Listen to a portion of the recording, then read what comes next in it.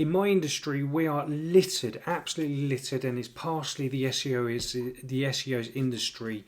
We're just littered with crap information, and everyone just regurgitates the same stuff. When the knock-on effect of that is business owners like you don't have a bloody clue what you're doing. And so I'm going to apologise for the SEO industry for just being a bit shit when it comes down to that. So what I'm going to do is try and combat some of the myths. What about SEO? SEO is not dead. SEO is far from dead. It's changed a lot. So let's just nip it in the bud with some of the things what people are saying Google doesn't count or value anymore.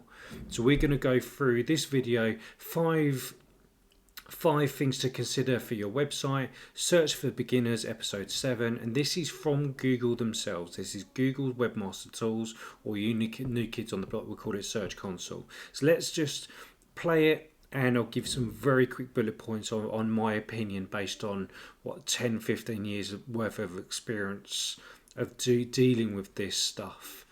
So let's go. Is your website ready to be listed on Google search? Yes, it is. Here are the 5 things you should make sure your website does. Number 1. Does Google know about your website? No, you can check if your website is known to Google search by performing a site search for your... This query here is very, very good to make sure that your website is indexed in Google for a start. Don't start, if you launch a website, don't start Googling your keywords and go, oh, it's not indexed or whatever else. Use this command here, site : your domain. One of our previous episodes explains more about the site : operator.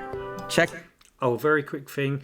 Google advanced search queries. There's a few blogs on there. There's a lot more to Google and using Google to your advantage than you may think. Again, that's a different video. Check out the description below for a link. If your website isn't showing up at all, it means that Google is not aware that it exists. This usually occurs naturally when someone links to your website from another website. Right, okay, I'm going to pause it there very, very quickly. I don't want to go back too far.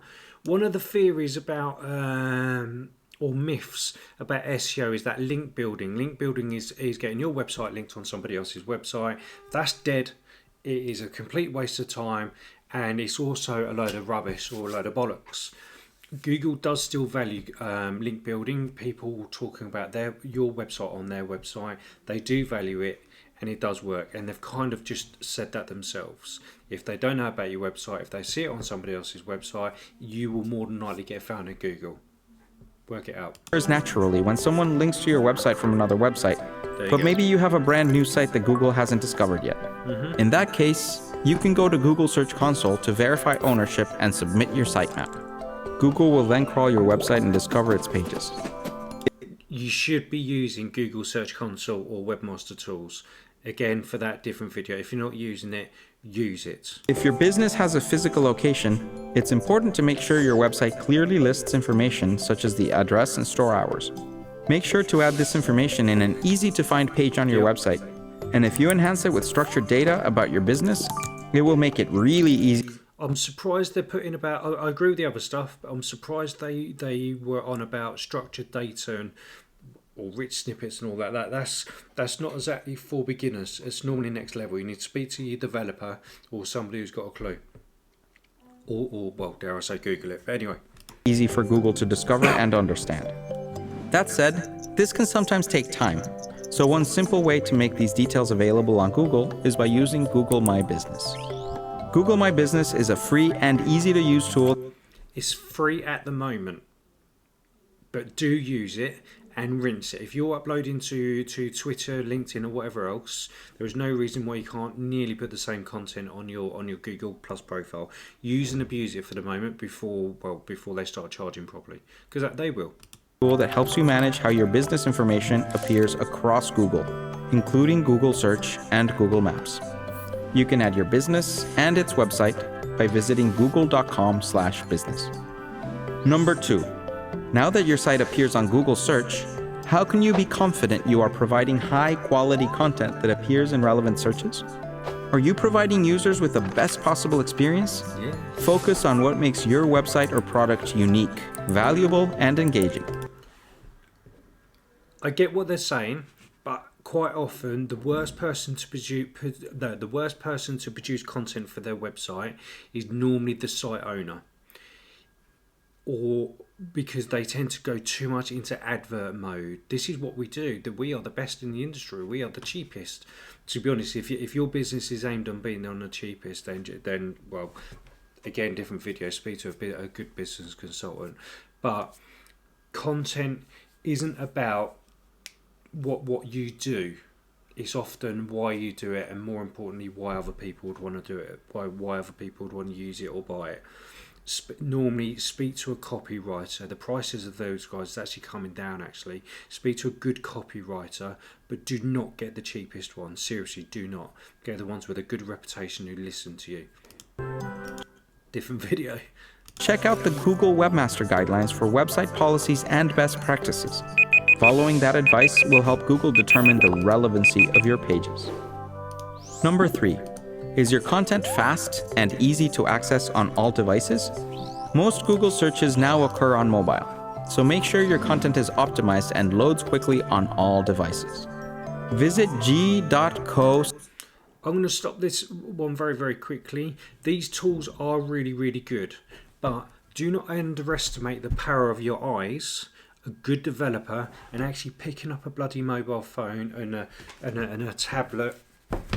I've got probably the last 6 or 7 years worth of iPads, so I can test all of the. I'm not a developer, but a developer will do it. So I can test how the website actually looks using my own eyes. These tools, the same as in page speed insights to check your loading and your load speeds, they are very, very good, but you cannot beat your own analytics, your own eyes, and working with your web developer. End of. Do not trust Google just with the tools. Seriously, don't do it, because you will always be chasing your tail. /mobile friendly to test if your pages are mobile friendly. Number 4. Modern users expect a safe online experience. Secure your website with an HTTPS connection that keeps your browsing safe by securely connecting your browser or app to the website's. Well, SSL, everyone should be using it. SSL is basically this little thing up here, the padlock. You get the green padlock on the top of your web pages and all this kind of stuff. If it is not just simply a green padlock, I don't know why it's slightly different on mine, a green padlock, then you basically haven't got an SSL. Speak to your developer or your web hosting company.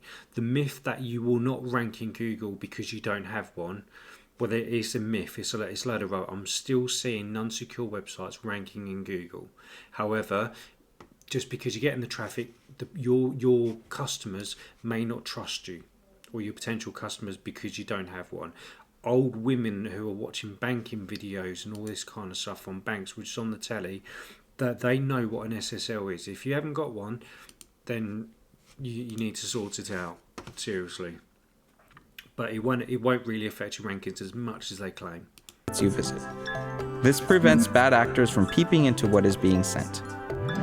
Number 5. Are you looking for someone to work on this on your behalf? Hiring a search engine optimizer or SEO might be an option. Hold on a minute. So, Mr. Google? So if SEO is dead, we've all defined. So basically, people are saying link building is dead. Up to a point, it is. Good link building isn't. Spammy crap is. And all this kind of stuff. And Google's just saying, well, actually, we will find your website if you link to another website. But, however, if you shouldn't be doing SEO, and SEO is all the dark arts and all of this kind of tosh, then why is Google saying hire an SEO? Being a search engine optimizer or SEO might be an option. SEOs are professionals who can help improve the visibility and ranking of your website. We'll talk more about hiring an SEO. So SEO's not dead then, is it, really? If Google with themselves, Webmaster Tools is saying, do you know what, hire an SEO because basically they might be able to do the job better than you, then, well... SEO in future episodes. Not dead, is it? For now, don't forget to subscribe to the Google Webmasters YouTube channel to not miss any future... So there you go. I've tried to keep it short and sweet and just combat some myths. Thank you.